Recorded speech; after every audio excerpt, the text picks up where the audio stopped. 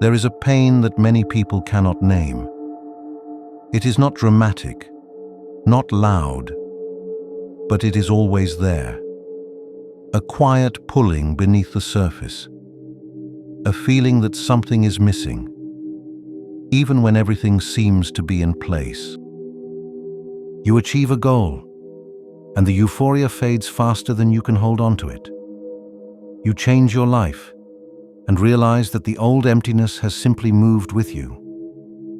You seek distraction, love, success, but nothing truly fills you. This restlessness is not just your personal struggle. It is deeper, more universal. And perhaps it is the real reason why life exhausts so many of us. Arthur Schopenhauer, philosopher, solitary soul, radical seeker of truth, made this silent pain the very center of his philosophy. He did not say, "It will pass." He said, "Understand why it never truly satisfies, and in that understanding, find your path." Beyond every success and every fleeting joy, a deeper emptiness waits. And it is there that Schopenhauer begins his journey. Schopenhauer was convinced, behind everything that exists, there works a single force. He called it the will to life. But this will is not a rational order, not a conscious decision. It is a dark, blind impulse. It is blind, mute, insatiable. It pushes, but knows not where. It desires, but knows no goal. This will does not live beside us. It lives within us. In every breath, every thought, every impulse. It is the force that drives us out of bed in the morning. It is the reason why we want, without knowing why. Why we love, fight, buy, create, destroy. Not because it is reasonable, but because we must. Man is an animal metaphysicum, a being that not only lives but must also seek to know why. But what does Schopenhauer mean by this? He is not the sovereign thinker that the Enlightenment celebrated. He is not a free I, but rather an expression of the will itself, striving to experience itself. And as long as we are driven by this inner force, our lives are shaped by a dynamic we cannot control, the dynamic of lack. The will has a treacherous trait. It makes us believe that this one goal will finally redeem us. The next job offer, the long-awaited relationship, the bigger house, the perfect moment. But the moment one wish is fulfilled, it creates the next. As Schopenhauer wrote, "What we desire always appears to us like a paradise until we possess it. Then we realize it was only another garden." He describes life as an endless chain of desires. We are like the thirsty who drink salt water. The more we consume, the greater the craving becomes. For Schopenhauer, happiness is not a state one can possess. It is a negative state, the brief absence of pain, a small pause in the storm of willing before the next desire rises. All our attempts to become happy, seen through his eyes, are a game against an unfair rule. Because the will always wins. It creates the longing and withholds the fulfillment. This realization feels brutal, but it carries within it a kind of liberation. It exposes the eternal striving for what it truly is, a mechanism, not the truth of your being. And when all needs are finally satisfied, the other face of the will reveals itself. Boredom. A state many cannot endure because it confronts them with what lies beneath. Emptiness. In everyday life, this shows up everywhere. The hunt for newness, for more excitement, more status, more likes. And yet, the heart remains untouched. Schopenhauer once wrote that man chases happiness like a donkey chasing a carrot tied before its nose and never reaches it. This is the heart of it, the deepest point, and perhaps the most honest. Schopenhauer once wrote that life, when looked at as a whole, is a sorry business.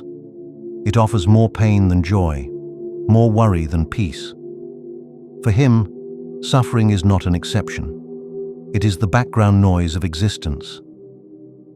Birth is the entrance into a life of deprivation. Childhood is not carefree, but marked by helplessness. Youth, filled with longing. Adulthood, torn apart by responsibility and struggle. Old age, often shaped by loss. Every phase of life carries its own share of pain, not because we are doing something wrong, but because the will within us relentlessly demands something that can never be fulfilled. And yet, we suppress this truth. We run, we consume, we project our salvation into the future. But deep inside, we know. Schopenhauer once reflected that there is no moment in life that is not darkened by the shadow of the next. He believed that people have become estranged from their own suffering. They try to escape themselves without realizing that they only entangle themselves deeper. He described life as a hell whose flames are fanned by our own will. But within this view lies no cynicism. Rather, it is an invitation. Look, recognize, awaken. For only when we no longer suppress suffering, but accept it as part of our existence, does the path inward begin to open. And perhaps the deepest wound is not the place of destruction, but the beginning of truth. Schopenhauer once wrote that man cannot stop willing, but he can recognize that his willing enslaves him. If striving itself is the problem, then the solution must lie in seeing through the striving and letting it go. He called this path the denial of the will, not through force or suppression, but through inner awakening, through a conscious no to being driven. For Schopenhauer, true liberation lies in withdrawing inward from the game of desires, not passively, not apathetically, but with clarity, awareness, and presence. The world, he said, will not become better, but we can stop becoming entangled with it. What does this mean? It means not following every impulse, not chasing every desire, not believing every longing as true.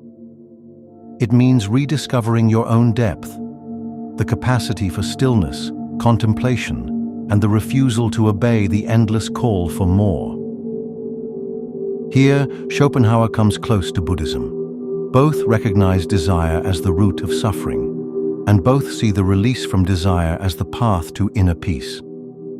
In a world constantly shouting, "Fulfill yourself," Schopenhauer offers a quieter call: withdraw, and in doing so, rediscover yourself. Yet according to Schopenhauer, there are rare moments when we naturally escape the will. Moments when we want nothing, need nothing, desire nothing, because we simply see. These moments are gifted to us by art. Schopenhauer wrote that, in aesthetic contemplation, the will falls silent, and the subject becomes a pure mirror of the world.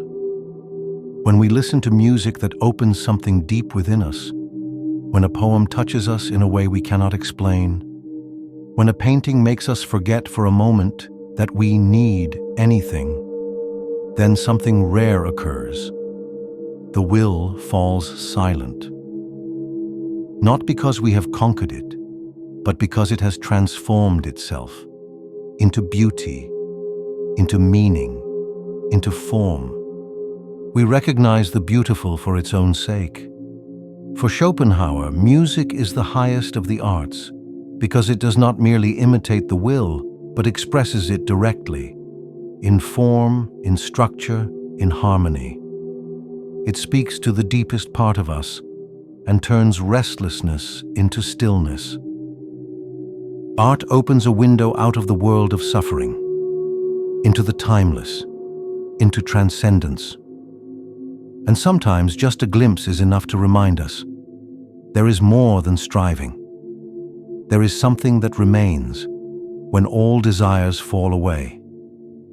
As Schopenhauer reflected, only through art does man remember that there is a being beyond all desire. As radical as Schopenhauer's view of life may seem, at the heart of his ethics lies no cynicism, but compassion. Whoever recognizes that every living being suffers under the pressure of the will can no longer remain indifferent. Schopenhauer's ethics are not based on laws, not on duties, but on a deep intuitive insight. What I am is also the other. The person who has truly recognized their own suffering becomes compassionate because they know every other being carries the same restlessness within. Every other being suffers, perhaps in different ways, but in the same abyss. For Schopenhauer, compassion is the only true foundation of morality. Not laws, not reason, not religion, but the silent recognition, you are like me. He once wrote that the foundation of morality is the immediate awareness that you and the other are not truly two. In a world often shaped by indifference or aggression, genuine compassion becomes a quiet act of resistance. It is the decision not to judge, but to understand.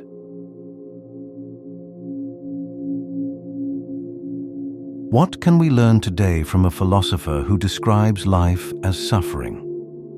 Perhaps more than we think. Because our time is filled with substitutes for true fulfillment. We swipe through endless stimuli, optimize ourselves to exhaustion, rush from one goal to the next, and yet in the evening we wonder, what was it all for? Schopenhauer is not an easy teacher, but he is an honest one. He confronts us with an uncomfortable truth. Our inner restlessness is not cured by success, but only by insight. By understanding that we do not have to obey every voice within us. By seeing that not everything we want must be true. By beginning to become still. His message is simple and profound. You cannot defeat the will, but you can face it. And sometimes, in that very act, freedom begins. In the end, one paradoxical realization remains. Perhaps man does not become free when he has everything, but when he needs nothing. When he is no longer driven, no longer caught in the endless more, but awake, clear, and present.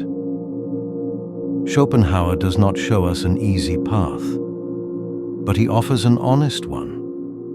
A path that leads through the darkness, not around it. And perhaps, if you pause for a moment, if you observe your desires like clouds drifting across the sky, you might discover something within you that is deeper than any longing. Something that does not seek, but simply is. Peace.